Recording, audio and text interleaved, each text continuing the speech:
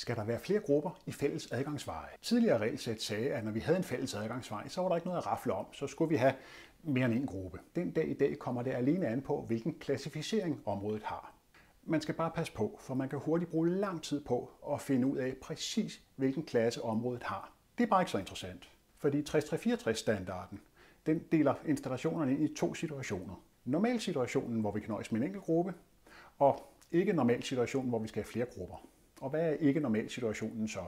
Jo, der nævner 6364, det er når der taler om højhuse og offentligt tilgængelige områder. Det er teatre, det er skoler, det er hoteller, det er hospitaler og tilsvarende. Højhuse, der findes ikke en klar definition i 6364-standarden.